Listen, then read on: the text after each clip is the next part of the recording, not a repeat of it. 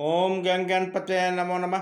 श्रीमद्भागवत महापुराण पंचम स्कंद अठाष्टदशो अध्याय 18वां अध्याय भिन्न भिन्न वर्षों का वर्णन। श्री शुक्रवाचा तथा स भद्रसवा नाम धर्मसुस्त कल पते पुरुषा भद्रास वर्ष साक्षात भगवते वसुदेवस्य प्रिया तनु धर्मय हर्ष शीर्षाभिधान परमेण समाधिन सनादित पदे गृहंत उपधमंती।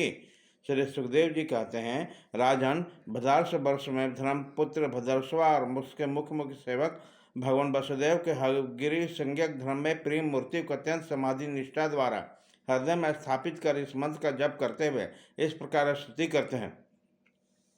भद्रसेवा और उसके सेवक कहते हैं, चित्त को विशुद्ध करने वाले ओंकार स्वरूप भगवान धर्म को नमस्कार है। अहो, भगवान की लीला बड़ी विचित्र है, जिनके कारण यह जीव संपूर्ण लोकों को संहार करने वाला काल को देखकर भी नहीं देखता, तो और तुच्छ विषयों को सेवन करने के लिए पाप में विचारों को उधेड़ में लगा हुआ अपने ही हाथों अपने पुत्र पिता आदि की लाश को जलाकर भी स्वयं जीते रहने की इच्छा करता है।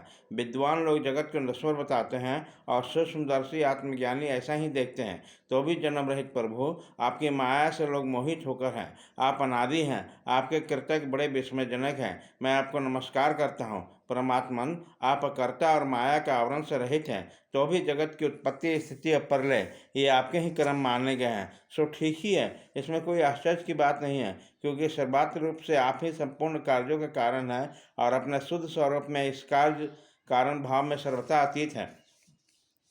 आपका विग्रह मनुष्य और घोड़े के संयुक्त रूप में है।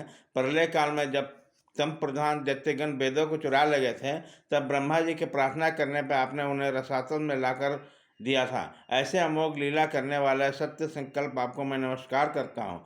हरित वर्ष खंड में भगवान नृसिंह के नृसिंह रूप में रहते हैं। उन्होंने यह रूप जिस कारण से धारण किया था, उसके आगे सप्तम स्कंद में वर्णन किया जाएगा। भगवान की उस प्रिय रूपी भगवत प्रहलाद जी की उस वर्ष के अन्य पुरुषों के सहित निष्काम एवं अनन्य भक्ति भाव से उपासना करते हैं। यह प्रहलाद के महापुरुषोत्तित गुणों से संपन्न है, तथा इन्होंने अपने शील और आचरण से दैत्य और दानों के कुल को पवित्र कर दिया। वे इस मंत्र तथा स्तोत्र का जप पाठ करते हैं। ओंकार स्वरूप भगवान श्री नृसिंहदेव को नमस्कार है। आप अग्नि और तेजो के भी तेज, आपको नमस्कार है। हे ब्रजनख, हे ब्रजदष्ट, आप हमारे समीप प्रकट होइए। हमारे कर्म वासनाओं को जला डालिए। आप हमारे अज्ञान अंधकार को नष्ट कीजिए। ओम स्वाहा, हमारे अंतःकरण में अभिधान देने वाला प्रकाशित होइए।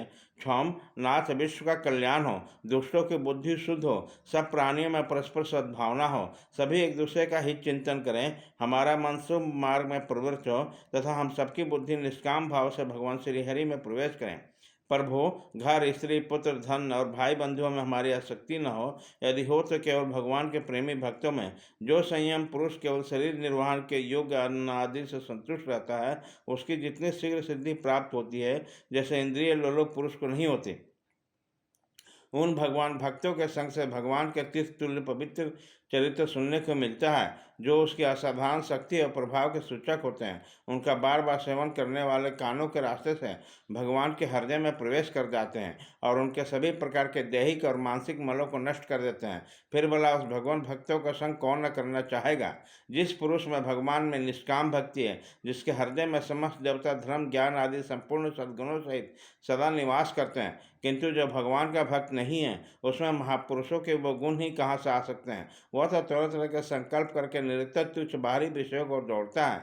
जैसे मछलियों को जल अत्यंत प्रिय उनके जीवन का आधार होता है, उसी प्रकार साक्षात श्री हरि हैं समस्त देहधारियों का प्रियतम आत्मा है। उन्हें त्याग कर यदि कोई महत्वाभिमानी पुरुष घर में आसक्त रहता है, तो इस दशा में स्त्री पुरुषों का बड़प्पन केवल आयु को लेकर माना गया, गुण की दृष्टि से नहीं। अतः असुरगण, तुम तृष्णा, राग, विषाद, क्रोध, अभिमान, इच्छा, भय, दीनता और मानसिक संताप के मूल तथा जन्म मरण के संसार रूप का वहन करने वाले गुरु आदि को त्याग कर भगवान नरसिंह के निर्भय चरण कमलों का आश्रय लो।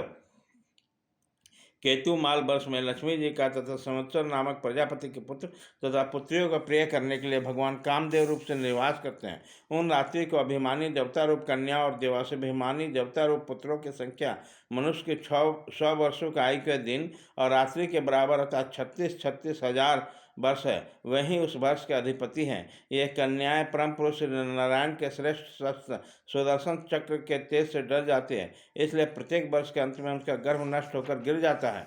भगवान अपने सुललित गति विलास से सुशोभित होकर भागे खत्म।